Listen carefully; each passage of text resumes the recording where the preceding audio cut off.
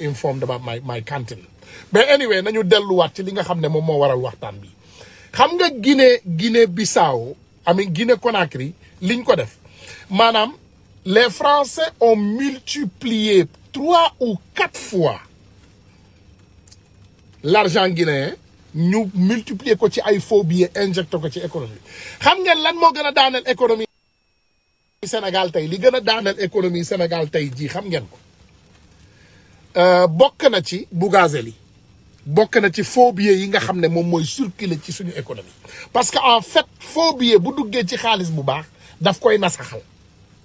xaw ma ndax xam ngeen li may wax xam ngeen ko parce que comme ni ma koy waxee toujours rek dafa mel ni nga jël lu baax jaxase koog lu bon toujours day indi ay problème mu nasax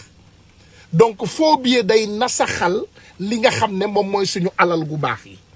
donc tey économie Sénégal li ko gën a faible loo Bougazelli ci la bokk parce que Bougazelli n'avait pas 100 000 francs ou 200 000 francs c'est un réseau de faux billets un réseau de faux billets boo xam ne Alioune Sall daf ci bokk le frère du président de la République rakku Macky Sall Alioune Sall dafa bokk ci réseau faux billets parce que je vais vous dire une chose dinaa leen jox ay firnde yu ndaw a ndaw a ndaw bi ñu jàppee Bougazelli sénégalais yi am na loo xam ne fàttaleku ngeen ko bu fekkee suñu xel yi mi ngi màcc ñun ñëpp lu tolloog un député de l'Assemblée nationale génn Assemblée nationale def lan ñu bàyyi ko mu ñibbi këram dañu bàyyi lan Bougazelli mu ñibbi këram imaginel nga jàpp sàcc bi gën a mag ci kër gi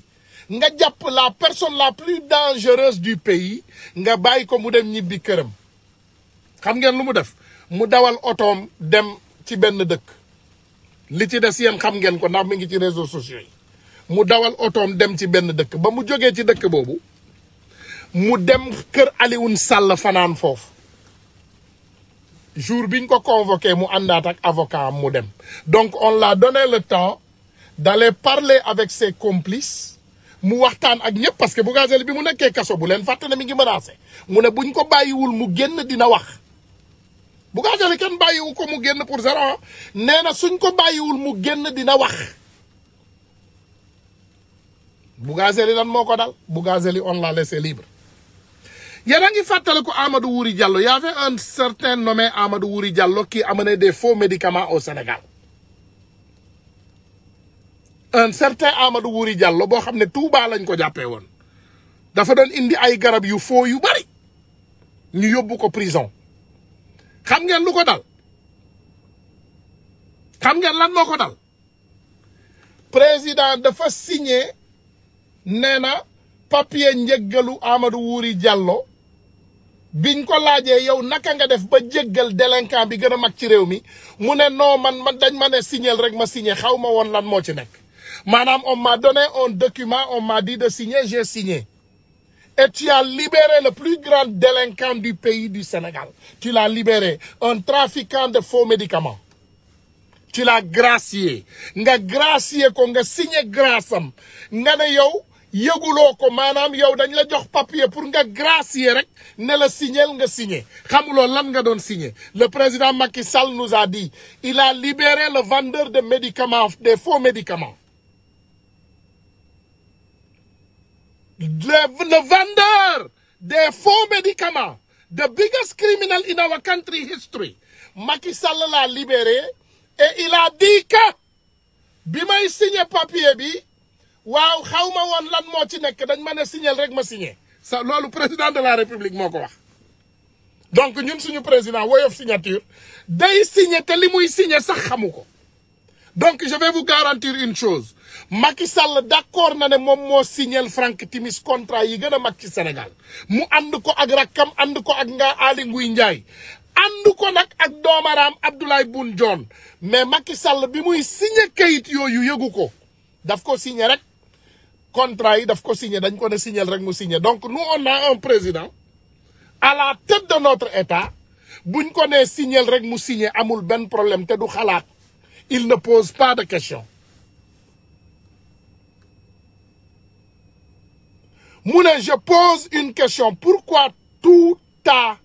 dans les mauvais coups du Sénégal je vais te dire une chose am na ñu bari ñoo xam ne comprendre ñu il faut ngeen comprendre ñun suñu taxawaay nekkul pour ñëw xalamal Macky Sall wala taggal ko ay maamam Macky Sall am na ay géwél pour loolu am na ay nit yoo xam ne loolu lañ koy defal les singes du micro lañ leen tuddee les mercenaires du micro et de la plume loolu lañ leen tuddee xam nga ñun lan mooy suñu liggéey génnee ñaawteef yi nga xam ne moom la Macky Sall def réewu Sénégal ñu ñëw teg ko la muy def ci lu baax nag bariwul ndax buñ ko bëggoon wax sax defe naa ne bu ñu compter juróomi fukki ñaawteef benn def jëf ju baax lañ ci mën a compter donc on va pas perdre le temps donc nous on a un président robot à la tête de notre pays ça c'est grave on a un président qui laisse tout le monde tous les délinquants dehors xam nga lu gën a metti ci sama xol fan yii yëpp mu gën a metti ci xolu sénégalais yëpp on a un sénégalais qui avait accepté de créer un ONG Horizon Sans Frontières muy Boubacar Seye moom ndeysaan bëgg a jàppale doomu sénégalais migrants yëpp les immigrés mu bëgg leen jàppale ci seeni ay jafe-jafe di leen jàppale ci seeni ay jooy lu mu gis lu baax mu wax day wax yu baax de lu mu gis aussi lu baaxul mu dénoncer parce que en fait doomu aadama noonu nga war a doxee dañ la war a teg ci boppu société ñu ne la demal nga atte nga wax lii dëgg nga wax lu dul dëgg aussi nga wax ko donc Boubacar Seye différent de nous ñun amuñu pour di taggal Macky Sall ay maamam il faut ngeen comprendre loolu ñun li ñu doon on est des opposants radicaux et on parle la vérité lépp lu ñu indi dañuy indi firnde bi teg ko sur la table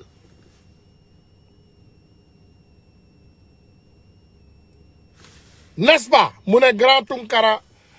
Macky ne pouvait pas dire autre chose à cause des gens derrière Amadou Wuri Diallo raison pour laquelle loolu xam nañ ko ñun xam nañu loolu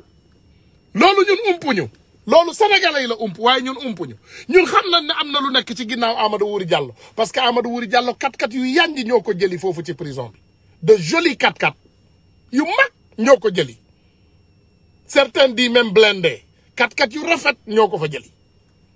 donc ñun xam nañ ne lu ci mën a nekk loxo Macky Sall la ngi ci biir xam nga dinaa yeggali li nga xam ne moom laa doon waxtaanee léegi il faut que sénégalais yi ñu yeewu il faut que ñu yeewu ñu xam ne on est dirigé par des délinquants gis nga Boubacar Seye comme ni ma leen ko waxee le président de Horizon Sans Frontières dafa doon nit koo xam ne ci dëggu lañ ko xam du wax fen kooku dafa dëggu di doxal yoon di teg yoon di def li baax ñu ne ko boo gisee lu baax nga wax boo gisee li bon aussi nga wax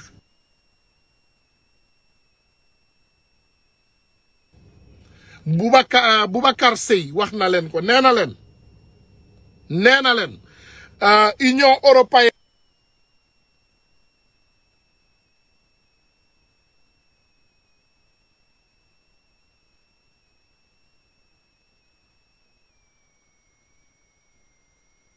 ci boppam biñ ko gisee ci benn waxtaan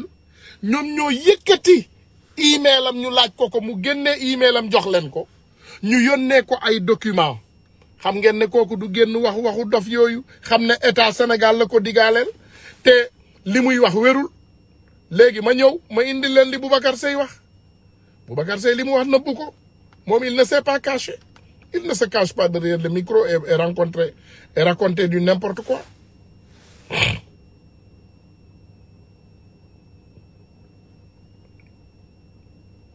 voilà kër yu Erdogan may Turquie yi mi ngi nii Erdogan kër yi la tabax may ko Turquie may ko ay famille parce que alalu réew mi la jël tabax ko ay kër yu baax jox ko Turquie pour ñu dëkk ci bien vrai que comme ni ma leen ko waxee li mu jàpp nguur gi bañ a bàyyi d'accord ma ci mais mi ngi liggéeyal réewam parce que mi ngi nii Erdogan lii la defar réewam te xam ngeen li xew dëkk bi gën a garaaw ci àdduna bi muy Russie gaa yaa ngi génn temps yi de gaa yaa ngi génn ñu ngi xeex gaa yi les gens sortent et ils se bagarrent gaa yaa ngi génn Russie ñu ngi xuloo ñu ngi xeex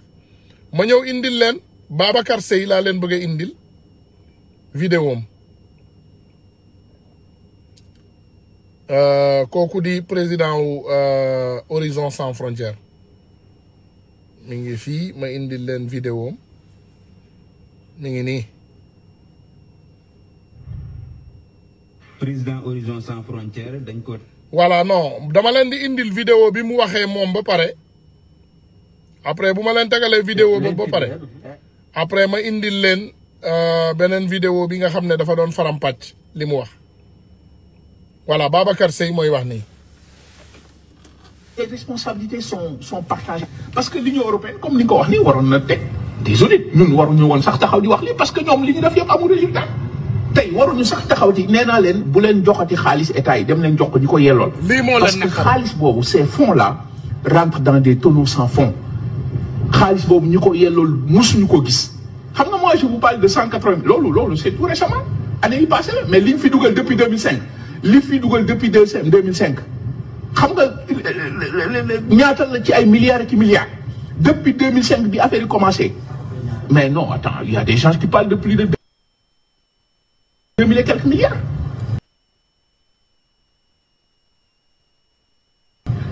xaalis yooyu nañ ko leeral l'aide au développement pour lan la c'est pour lutter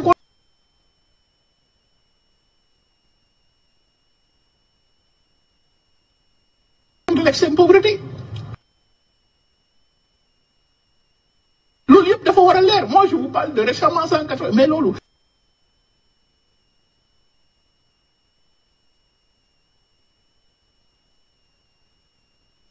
yàgg nañ fi dugal léegi au fu mu mus a jaar alors fu mu feeñ si ñi di jiite les régimes qui se sont succédés se sont enrichis la preuve en est que